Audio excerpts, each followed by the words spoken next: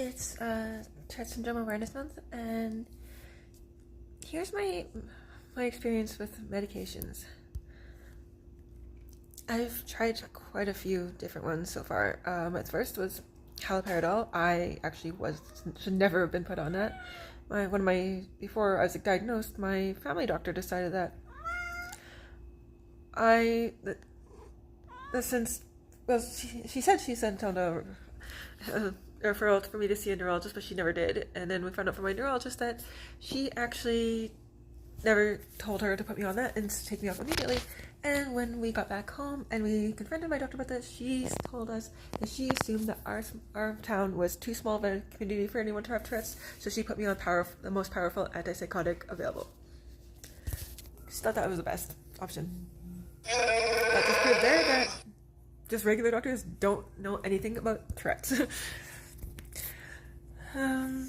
Yeah, I was on that for 4 months, and it was awful. Like, it was a complete nightmare. I should never have been on it. It gave me very terrible reverse effects, and like, it was awful. Like, I was crazy for like 4 months, and it was the most messed up 4 months of my life, and I've had a pretty messed up life, so that says a lot.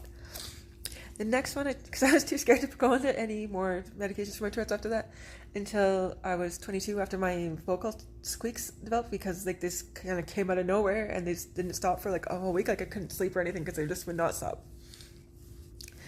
And I was put on Pimozide. I was on that for about a month, and in that time, like, my heart, it just like gave me such a rapid heart rate. Like, it felt like my heart was like my inside of my chest hurt from how fast and how hard my heart was beating. And like, I could not sleep for 2 weeks straight because my heart was just racing so fast. And like, when I went for my follow-up with my doctor, he checked my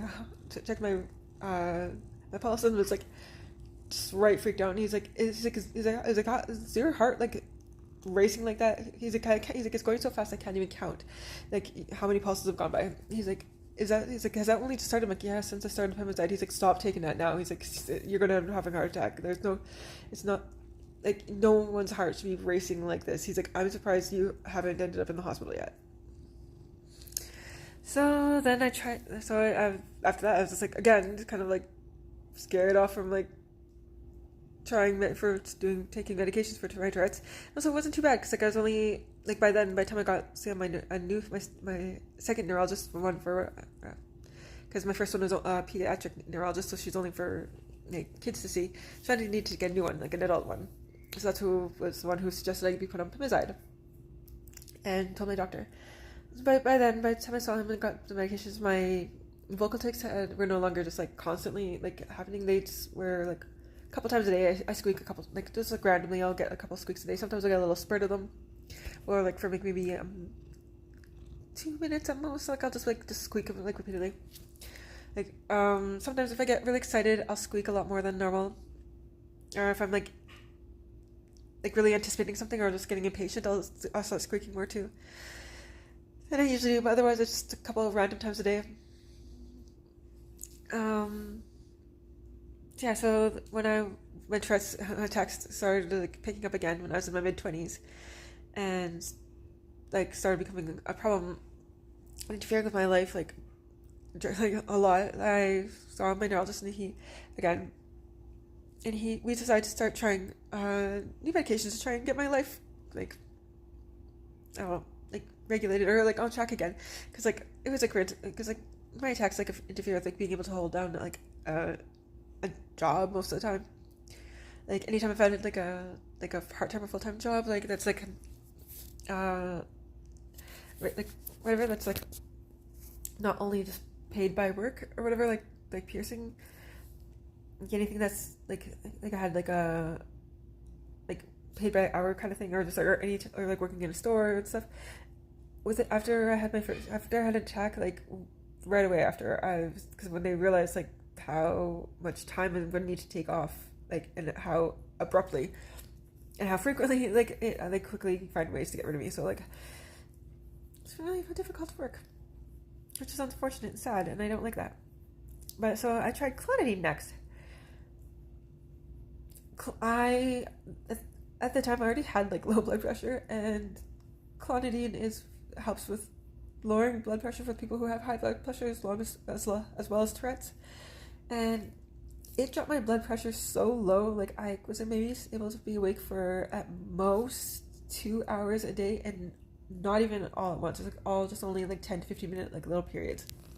Other than that, like I was like always like just completely knocked out.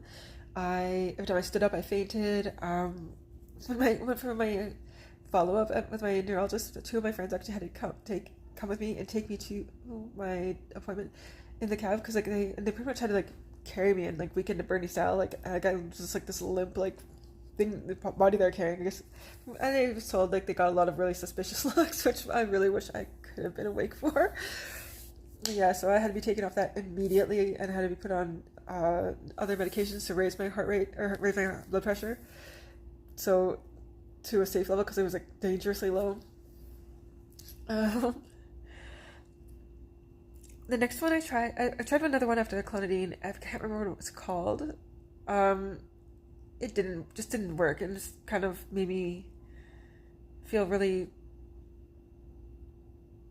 I don't know, like really like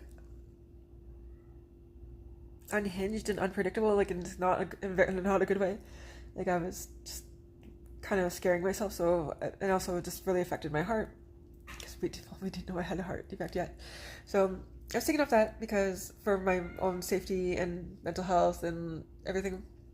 And then just starting to really give up hope, or like lose hope on like that I'll ever find a medication that's actually going to work for me and actually help control my Tourette's. And then I was put on risperidone. Risperidone worked wonders for me. Like I went from having attacks like every 3 months to maybe twice a year, and they didn't last for like 2 to 4 days at a time. They lasted at most 15 hours, and they were not like at nearly as severe when they did. Like I was still able to like walk and stand and like do stuff for myself when I was having my attacks when I was on risperidone. But when I'm off it, like I can't, like I have to, if I try and get anywhere, like I have to crawl, because it's a lot shorter fall to the floor, because my legs are going to twitch out and I'm going to fall down. And I've definitely face planted on the floor too many times. I've injured myself way too many times trying to walk or stand or just do anything like during my attacks. So best to stay as close to the floor and as far away from stuff so I can twitch it too. But yeah, when I was on risperidone, I was still able to do stuff, like, which was very nice. Like I just, had mostly just the upper body, like shoulder, neck, head twitches and stuff during them, and yeah, they're actually manageable, and I didn't need really much time to recover from them, because like they were so easy to handle. I still didn't like being in public around people when I was having them, because I get lost stares and just like a lot of weird comments and just people like assuming that I was on drugs. And as much as I don't really, that doesn't offend me, or doesn't, like, I still don't, I prefer not to have those accusations, especially since I have done I've done a lot of hard work to stay sober. Yeah, so I was on that for a few years, and it was great. And then when I was 28, I had a heart attack. And I think, like, when I went for an EKG and everything, I got sent to a cardiologist, because it was confirmed that I did have a mild heart attack. And then the cardiologist went through my stress test, my echocardiogram, the nuclear stress tests, the EKGs, stupid Holter monitor, and all that stuff, and turned out, I have a genetic heart defect, and I had to be taken off the risperidone because it's not safe for heart conditions.